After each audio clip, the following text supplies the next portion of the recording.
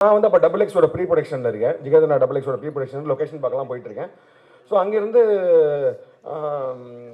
Phone பண்ணி சொல்கிறாங்க, அந்த மாதிரி வந்து ஷோமி வந்து நிறைய டேக் போகிறாரு, பெர்ஃபெக்ஷன் அந்த மாதிரி நிறைய ரொம்ப டேக் போயிட்டே இருக்காரு. அதனால் என்னன்னா அப்புறம் நான் வந்து என்னோட அசோசியேட்ஸ் 2 பேர் பரத் அண்ட் சைலம், அவங்க 2 பேரும் அனுப்பிச்சேன். நான் ஜஸ்ட் ஃபார் சப்போர்ட் அப்படின்னு சொன்னேன். ஸோ அவங்களும் போனாங்க. அவங்களும் போனதுக்கு அப்புறமேட்டு அவங்க எனக்கு ஃபோன் பண்ணிட்டு, நீங்கள் ஏன் வாங்க தயவுசெய்து, எனக்கு வந்து அவர் எனக்கு ஹேண்டில் பண்ண முடியல எங்களுக்கால அப்படின்னாங்க. ஏன்னா பிரச்சனைன்னு கேட்டால், அப்புறம் சரி நானே போனேன். அந்த லொக்கேஷன் பார்க்கறதெல்லாம் நிப்பாட்டிட்டு ஒரு 10 டேஸ் அங்கே போனேன்.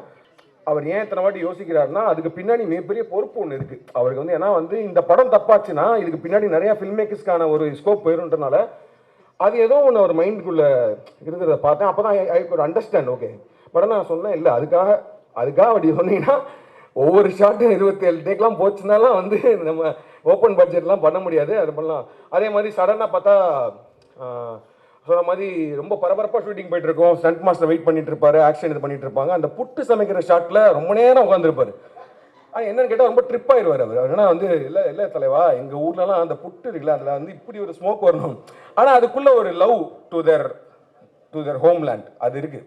ஏன்னா வந்து அந்த ஊரையும் அந்த வீட்டையும் அவரால் திரும்ப பார்க்க முடியாது. அந்த ஃபுட்டை வந்து அதே மாதிரி ஒரு பண்ண முடியாதுன்ற ஒரு வழி இருக்குது.